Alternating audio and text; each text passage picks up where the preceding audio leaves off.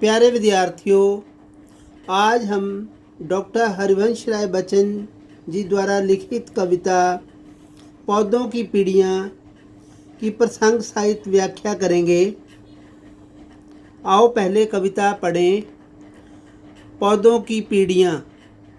देखा एक बड़ा बरगद का पेड़ खड़ा है, उसके नीचे हैं छोटे छोटे कुछ पौधे, बड़े सुशील विनम्र, लगे मुझसे यूँ कहने, हम कितने सौभाग्यवान हैं।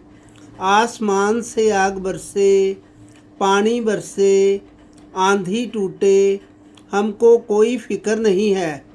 एक बड़े की वर्द छत्र छाया के नीचे हम अपने दिन बिता रहे हैं, बड़े सुखी हैं। तो बच्चों, डॉक्टर हरिवंश राय बच्चन जी द्वारा इस कविता में कवि ने नई और पुरानी पीढ़ी की सोच में अंतर को स्पष्ट किया है। पुरानी पीढ़ी अपने बड़ों की छत्र छाया में सुख का अनुभव करती थी, जबकि नई पीढ़ी पुरानी पीढ़ी के प्रति विद्रोह करती है, उसके अस्तित्व को निकारते हुए उन्हें समूल नष्ट करने पर उतारू है। तो इस कविता में कवि कहते हैं कि मैंने देखा कि एक बड़ा बरगद का पेड़ खड़ा है, उसके नीचे कुछ छोटे छोटे पौधे उगे हैं जो बड़े अच्छे स्वभाव और विनीत भाव के हैं। वे छोटे छोटे पौधे कवि से कहने लगे हैं कि हम कितने सौभाग्यशाली हैं कि आसमान से चाहे आग बरसे या पानी बरसे, अर्थात गर्मी की ऋतु हो या वर्षा ऋतु, आंधी तूफान आए, पर हमें कोई चिंता नहीं है, क्योंकि हम एक बड़े बरगद के वृक्ष की छत्र छाया में रहकर अपने दिन बिता रहे हैं और बड़े सुखी हैं। बरगद उनकी रक्षा करता है। तो विद्यार्थियों, कवि के अनुसार पुराने समय में लोग किसी बड़े के आश्रय में रहकर सुख एवं सुरक्षा का आभास करते थे, क्योंकि उनका मानना था कि बड़े उनकी हर हाल में रक्षा करेंगे और सुख सुविधा का ध्यान रखेंगे, और रखते भी थे और अभी भी रख रहे हैं। बड़ों के संरक्षण में रहकर वे संतुष्ट थे। छोटे बड़ों के सामने विनम्र विनीत भाव से खड़े रहते थे तथा उनका आदर करते थे। तो दूसरा पद्यांश है, देखा एक बड़ा बरगद का पेड़ खड़ा है, उसके नीचे हैं छोटे छोटे कुछ पौधे, असंतुष्ट और रुष्ट। विद्यार्थियों, इस पद्यांश में कवि ने नई पीढ़ी को दर्शाया है कि नई पीढ़ी के किस तरह असंतुष्ट हैं बड़ों से। देखा है एक बड़ा बरगद का पेड़ खड़ा है, उसके नीचे है छोटे छोटे कुछ पौधे, असंतुष्ट और रुष्ट। देखकर मुझको बोले, हम भी कितने बदकिस्मत हैं,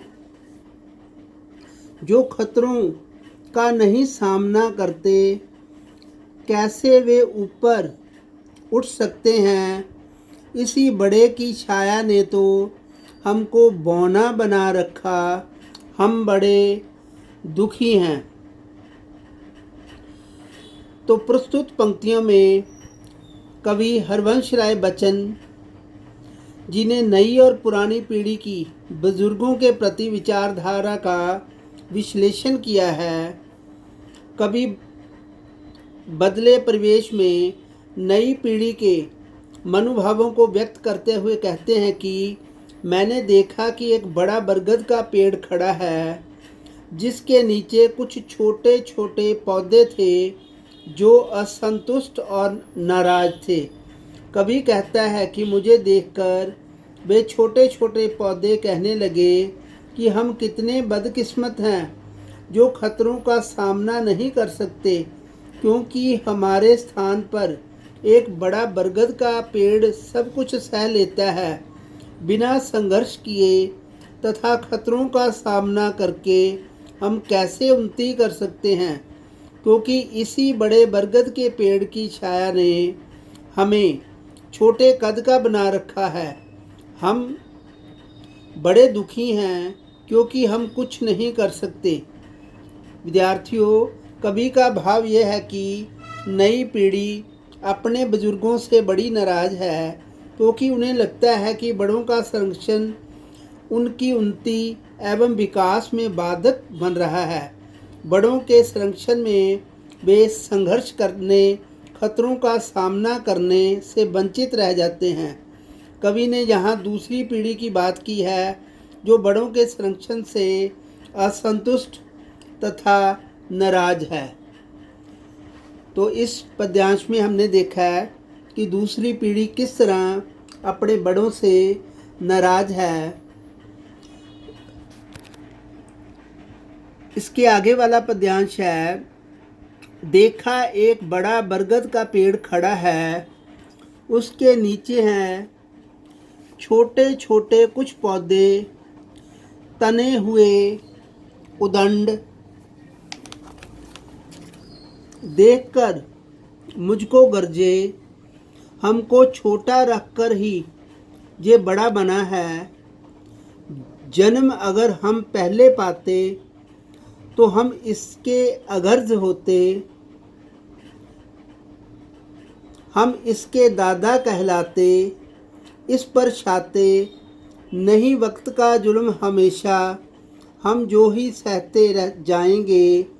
हम कांटों की आरी और कुल्हाड़ी अब तैयार करेंगे। फिर जब आप यहाँ आएंगे, बरगद की डाली डाली कटती पाएंगे। ठूंठ मात्र ये रह जाएगा, नंगा बूचा, और निगल जाएंगे तन हम इसे समूचा। तो पहले हम यहाँ से लेके कि देखा है एक बरगद का पेड़ खड़ा है, उसके नीचे है छोटे छोटे कुछ पौधे, तने हुए उदंड। देखकर मुझको गरजे, हमको छोटा रखकर ही ये बड़ा बना है। जन्म अगर हम पहले पाते तो हम इसके अग्रज होते, हम इसके दादा कहलाते। इस पर छाते। तो प्रस्तुत पंक्तियाँ हरिवंश राय बच्चन जी द्वारा लिखित हैं और इसमें कवि ने नई और पुरानी पीढ़ी की विचारधारा का अंतर प्रस्तुत किया है। कवि वर्तमान पीढ़ी की अपने बड़ों के प्रति उद्दंडता का वर्णन करता हुआ कहता है कि मैंने देखा है कि बरगद का पेड़, बड़ा पेड़ खड़ा है, उसके नीचे छोटे छोटे पौधे कुछ अकड़े हुए विद्रोही स्वभाव के बने हुए हैं। वे कवि को देखकर गर्ज कर बोले कि ये बरगद का पेड़ हमें छोटा बनाकर ही बड़ा बना हुआ है, हमको छोटा रखकर ही ये बड़ा बना हुआ है।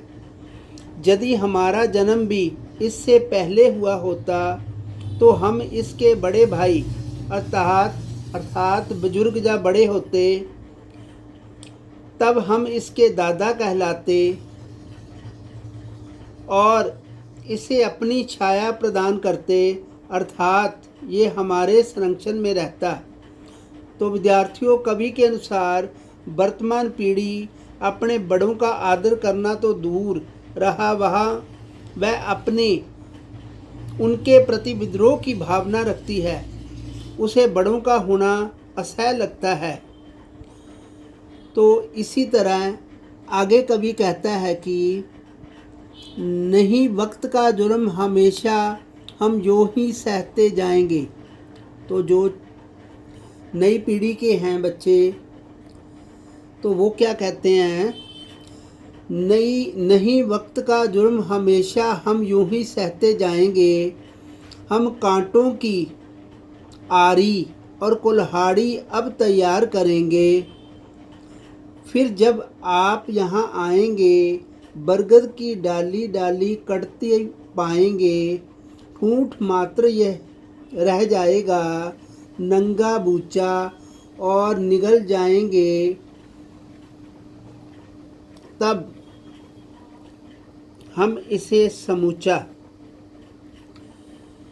तो प्रस्तुत पंक्तियों में कवि वर्तमान पीढ़ी द्वारा बड़ों को समूल नष्ट करने की बात का उल्लेख करता हुआ कि हम बड़ों को जड़ से ही खत्म कर देंगे।